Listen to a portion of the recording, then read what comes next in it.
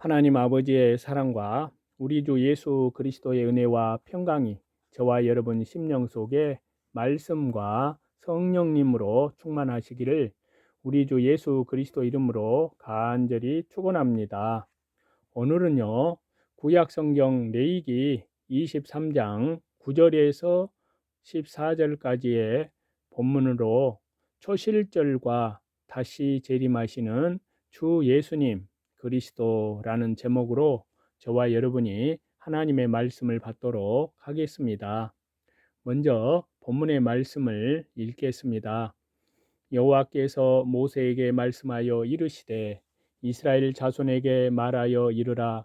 너희는 내가 너희에게 주는 땅에 들어가서 너희의 곡물을 거둘 때에 너희의 곡물의 첫 이삭 한 단을 제사장에게로 가져갈 것이요 제사장은 너희를 위하여 그 단을 여호와 앞에 기쁘게 받으심이 되도록 흔들되 안식일 이튿날에 흔들 것이며 너희가 그 단을 흔드는 날에 일년되고 흠없는 순양을 여호와께 번제로 드리고 그 소재로는 기름 섞은 고운 가루 10분의 2 에바를 여호와께 드려 화제로 삼아 향기로운 냄새가 되게 하고 전제로는 포도주 4분의 1 흰을 쓸 것이며 너희는 너희 하나님께 예물을 가져오는 그날까지 떡이든지 볶은 곡식이든지 생이삭이든지 먹지 말지니 이는 너희가 거주하는 각처에서 대대로 지킬 영원한 규례니라.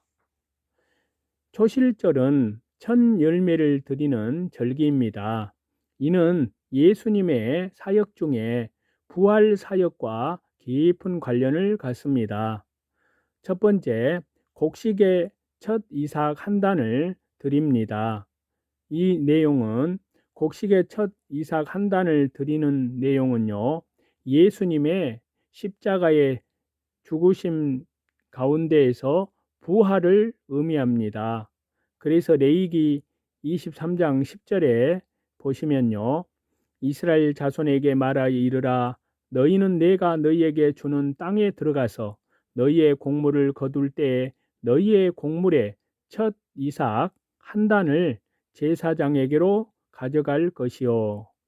하나님께서는 이스라엘을 향해 가나안 땅에 들어가 곡물을 거둘 때에 첫 이삭 한 단을 제사장에게 가져가라고 명하십니다. 첫 이삭 한 단은 첫 보리와 밀입니다. 곡식 단을 드림은 요제, 즉 흔드는 방식으로 드립니다.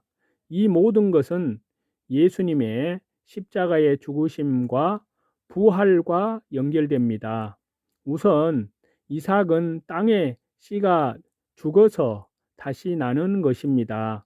이것은 부활을 의미합니다. 아울러서 흔들어 드림은 잠에서 깨움과 관련이 되는데요. 예수님께서 부활 때 무덤이 진동하여 바위가 굴려냈듯이 부활과 연결이 됩니다. 그래서 예수님의 부활을 설명하는 겁니다. 마태복음 28장 5절에서 6절을 보시면요, 천사가 여자들에게 말하여 이르되 너희는 무서워하지 말라. 십자가에 못 박히신 예수님을 너희가 찾는 줄을 내가 아노라. 그가 여기 계시지 않고 그가 말씀하신 대로 살아나셨느니라.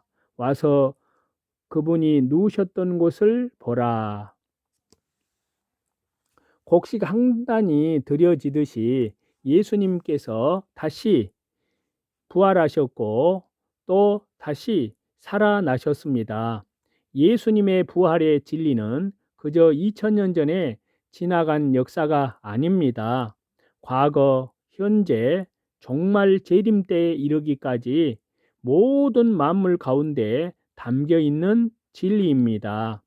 두 번째로 예수님의 부활의 첫 열매를 말씀하십니다.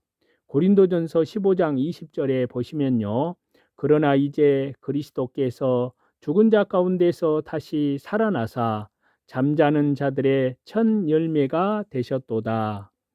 농사를 짓고 나서요, 첫 열매 이후에 많은 열매가 맺어지듯이 첫 부활의 열매 되신 주 예수님의 부활 후에 온 인류의 부활이 예기되고 확정이 됩니다. 이제 세 번째는 부활의 순서를 보면은요, 고린도전서 15장 22절에서 24절에 말씀하고 계십니다. 아담 안에서 모든 사람이 죽은 것 같이 그리스도 안에서 모든 사람이 삶을 얻으리라. 그러나 각각 자기 차례대로 되리니 먼저는 첫 열매인 그리스도요, 다음에는 그분이 강림하실 때 그리스도에게 속한 자요, 그 후에는 마지막이니 그분께서 모든 통치와 모든 권세와 능력을 멸하시고 나라를 아버지 하나님께 바칠 때라. 자, 이 말씀은 부활의 순서를 분명하게 보여줍니다. 첫째, 첫 열매, 첫 곡식, 첫 이삭으로 예수님이 부활하셨습니다. 그리고 그리스도께 속한 자들, 즉 성도들이 부활합니다. 그리고 그 후에 마지막이 있습니다. 이는 심판의 부활로 악인의 부활을 뜻합니다. 이들은 백보자 심판 때 정죄되어 영원한 형벌의 부활로 들어갑니다. 이 모든 부활의 역사, 구속의 역사의 완성으로 가는 첫 출발점이 바로 첫 열매인 예수님의 부활이십니다. 네 번째는 이삭의 한단인데요. 마태복음 27장 50절에서 53절을 보시면요, 예수님께서 다시 크게 소리 지르시고 영혼이 떠나십니다. 이에 성소 휘장이 위로부터 아래까지 찢어져 둘이 되고 땅이 진동하며 바위가 터지고 무덤들이 열리며 자던 성도의 몸이 많이 일어나되 예수님의 부활 후에 그들이 무덤에서 나와서 거룩한 성에 들어가 많은 사람에게 보이니라. 예수님께서 부활을 상징하시는 이삭 한 알, 첫 열매를 드리며 이삭 한 단을 드리는데요. 이는 주 예수님 부활 때 있었던 자던 성도들의 부활과 관련됩니다. 예수님의 대속의 죽음 때에 무덤들이 열렸고 자던 성도들이 일어났습니다. 그리고 첫 열매인 주 예수님 부활 후에 그들이 무덤에서 나와 거룩한 성에 들어가 많은 사람에게 보입니다. 이것이 곧 이삭 한 단을 드림의 의미입니다. 이제 다섯 번째는 재림의 때의 부활에 대해서 말씀을 하시는데요. 데살로니가 전서 4장 16절에서 17절을 보시면 주께서 호령과 천사장의 소리와 하나님의 나팔 소리로 친히 하늘로부터 강림하시리니 그리스도 안에서 죽은 자들이 먼저 일어나고 그 후에 우리 살아남은 자들도 그들과 함께 구름 속으로 끌어올려 공중에서 주를 영접하게 하시리니 그리하여 우리가 항상 주와 함께 있으리라. 주님께서 재림 때에 모든 성도들이 부활합니다. 그 순서는 그리스도 안에서 죽은 자들이 먼저요, 예수님 재림 때까지 살아남은 성도들이 변화체를 입고 들림받게 됩니다. 그래서 부활의 몸으로 부활의 첫 열매인 주님을 영접하고 항상 주님과 함께 있게 됩니다. 첫 열매를 드리는 초실절은 이처럼 주 예수님의 부활로 시작하여 주 예수님께서 재림 때 이루어질 온 성도들의 부활에 이르는 축복의 역사의 결정적이고 확고한 출발점입니다. 예수님께서 첫 출발점을 세우셨기 때문에 그 일이 온전히 이루어질 것도 우리는 소망 가운데 확신하며 살 수 있습니다. 이제 크게 두 번째는요, 안식일 이튿날 드리는 것입니다. 안식일 이튿날에 첫 열매의 단을 흔들어 드리는 것은 안식 후 첫날, 즉 주일에 주 예수님께서 부활하셨음을 뜻합니다. 그래서 레위기 23장 11절과 12절을 보시면요. 제사장은 너희를 위하여 그 단을 여호와 하나님 앞에 기쁘게 받으심이 되도록 흔들되 안식일 이튿날에 흔들 것이며 너희가 그 단을 흔드는 날에 1년 되고 흠없는 순양을 여호와께 번제로 드리고. 자, 첫 열매 곡식 한 단은 주 예수님의 부활이십니다. 이는 안식 후 이튿날 그날에 여호와 앞에 흔들어 드려야 합니다. 유대인들은 흔들되 이튿날에 흔들 것이며 라고 기록된 말씀대로 절기를 지켰습니다. 하지만 왜 첫 곡식단을 드리되 흔들어 드려야 하는지, 또 왜 안식 후 이튿날에 드려야 하는지를 몰랐습니다. 하지만 이 모든 것은 다 주 예수님 부활 사건을 통해 모든 모호함이 벗겨졌습니다. 이제 이튿날에 대한 성구인데요. 신약은 누누이 안식 후 첫날, 즉 안식일 이튿날을 강조합니다. 구약의 초실절이 바로 주 예수님의 부활 사건임을 성령님은 성경 기록자들을 감동하셔서 이를 강조하게 하신 것입니다. 그래서 마태복음 28장 1절을 보시면요.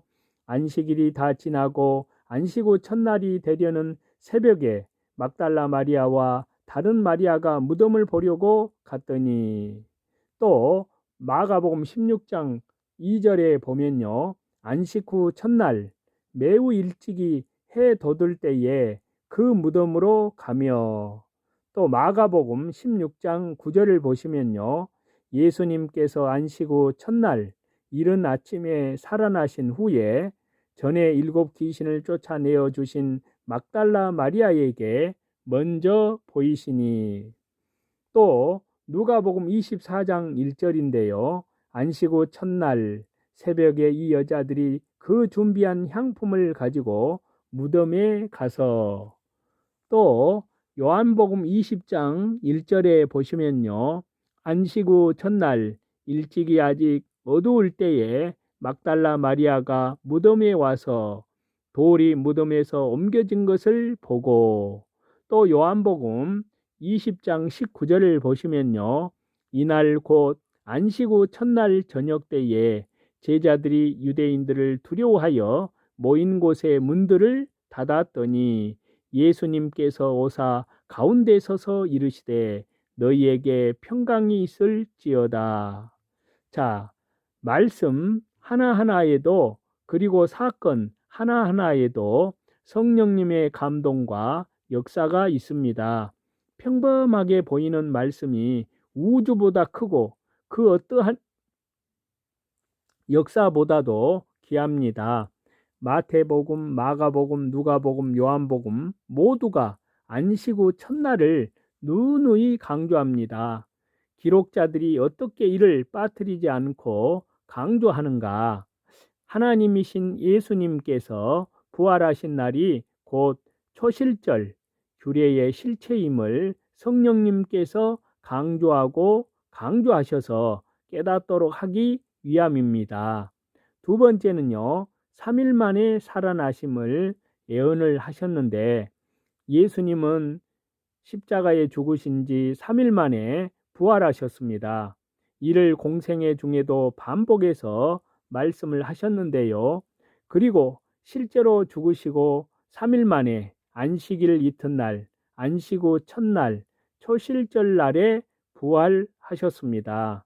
그래서 마태복음 16장 21절을 보시면요. 이때로부터 주 예수님 그리스도께서 자기가 예루살렘에 올라가 장로들과 대제사장들과 서기관들에게 많은 고난을 받고 죽임을 당하고 제3일에 살아나야 할 것을 제자들에게 비로소 나타내시니, 이렇게 말씀을 하고 있습니다. 또 마태복음 17장 22절에서 29절을 보시면요. 갈릴리에 모일 때에 예수님께서 제자들에게 이르시되 인자가 장차 사람들 손에 넘겨져서 죽임을 당하고 제3일에 살아나리라 하시니 제자들이 매우 근심하더라. 또 마태복음 20장 19절에 보시면요, 이방인들에게 넘겨주어 그를 조롱하며 채찍질하며 십자가에 못 박게 할 것이나 제3일에 살아나리라. 또 마태복음 27장 63절을 보시면요, 주여 저 속이던 자가 살아있을 때에 말하되 내가 사흘 후에 다시 살아나리라 한 것을 우리가 기억하노니. 자, 3일을 강조함은 구약을 이루심을 강조하기 위함입니다. 실로 주 예수님께서는 구약의 약속, 예언대로 부활하심으로 우리의 부활의 첫 열매가 되셨습니다. 세 번째로 주 예수님께서는 안식일 이튿날 여인들에게 경배를 받으시고 우리의 예배를 받으십니다. 마태복음 28장 9절을 보시겠습니다. 예수님께서 그들을 만나 이르시되 평안하냐 하시거늘 여자들이 나아가 그 발을 붙잡고 경배하니. 주님께서는 부활의 날에 경배를 받으셨습니다. 아무리 유월절, 무교절이 있어도 초실절이 없으면 소용이 없습니다. 그날의 경배를 받으셨습니다. 가나안 땅에 가서 드린 첫 제사가 바로 주일입니다. 초실절 제사입니다. 예수님께서도 부활 후에 처음으로 예배를 받으셨습니다. 사도행전 20장 7절을 보면요, 그 주간의 첫날에 우리가 떡을 떼려 하여 모였더니 바울이 이튿날 떠나고자 하여 그들에게 강론할세 말을 밤중까지 계속하매. 자, 우리가 주 예수님께 경배함도 이와 같습니다. 주간의 첫날, 안식 후 첫날, 안식일 이튿날, 신약의 교회는 부활의 첫 열매이신 주 예수님께서 제정하신 주님의 만찬을 거행하고자 떡을 떼려 하여 모였고 밤중까지 말씀을 들었습니다. 초실절의 축복이 바로 이 방법, 이 떡을 떼고 말을 밤중까지 계속하는 강론으로 이루어져야 합니다. 이제 크게 세 번째는요, 흔드는 날 번제, 소제, 화제, 전제로 드리는 것은 흔드는 날, 즉 초실절에 번제, 소제, 화제, 전제를 드리는 것은요, 주 예수님 십자가의 죽으심과 또한 부활의 모습을 재차 강조하는 의미입니다. 그래서 레위기 23장 12절에서 14절 말씀을 또 보시겠습니다. 너희가 그 단을 흔드는 날에 1년 되고 흠없는 순양을 여호와께 번제로 드리고 그 소제로는 기름 섞은 고운 가루 10분의 2 에바를 여호와께 드려 화제로 삼아 향기로운 냄새가 되게 하고 전제로는 포도주 4분의 1 흰을 쓸 것이며 너희는 너희 하나님께 예물을 가져오는 그날까지 떡이든지 볶은 곡식이든지 생이삭이든지 먹지 말지니 이는 너희가 거주하는 각처에서 대대로 지킬 영원한 규례니라.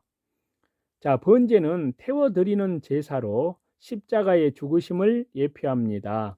소제는 곡물 제사로요, 예수님의 부활을 예표합니다. 이 둘은 구약 5대 제사 중에 첫째와 둘째 제사입니다. 다음으로 화제와 전제가 나오는데요, 이는 제사 방법 4가지 중에 첫째와 둘째 방법입니다. 화제는 불로 태워드리는 제사법으로요, 십자가의 죽으심을 뜻하고요, 전제는 피나 포도주를 쏟는 제사 방법으로 십자가의 고난을 예표합니다. 이 모든 제사를 초실절의 드림은 우리를 구원하시기 위해 그 몸이 찢기시고 상하시고 고난 당하신 예수님, 물과 피를 아낌없이 쏟으시고 마침내 죽으심으로 목숨까지 내어주신 예수님, 십자가의 죽으심과 부활의 모습을 온전히 깨달아야 함을 뜻합니다. 14절의 의미를 보십니다. 14절 말미에는 너희가 거주하는 각처에서 대대로 지킬 영원한 규례라고 기록하는데요. 이는 주 예수님 십자가의 대속과 부활의 진리를 어느 곳에서든 어떤 상황에서든 영원히 기억하고 감사하며 살아야 함을 나타내고 있습니다. 이상과 같이 우리가 초실절과 다시 재림하시는 주 예수님 그리스도라는 제목으로 저와 여러분이 하나님의 이 귀한 말씀을 받았는데요. 특별히 우리가 사는 이 시대는 주 예수님 재림에 그러한 때를 당하여서 참으로 우리 온 교회 또 한국 교회 더 나아가 세계 열방에 있는 교회들이 더욱 우리 주 예수 그리스도의 재림 강림이 가까움을 알고 더욱 깨어서 근신하여서 자기를 날마다 부인하고 또 자기 십자가를 날마다 지고 믿음의 주요 온전케 하시는 주 예수님 그리스도의 신부, 순결한 신부, 단장된 신부, 또 진실된 신부로서 우리 주님을 맞이할 수 있는 깨어서 더욱 근신하여 주님의 나라와 주님의 영광을 위해서 주님의 복음을 위해서 신실하게 살아가시는 저와 여러분이 다 되시기를 다시 재림하시는 우리 주 예수 그리스도 이름으로 간절히 축원합니다.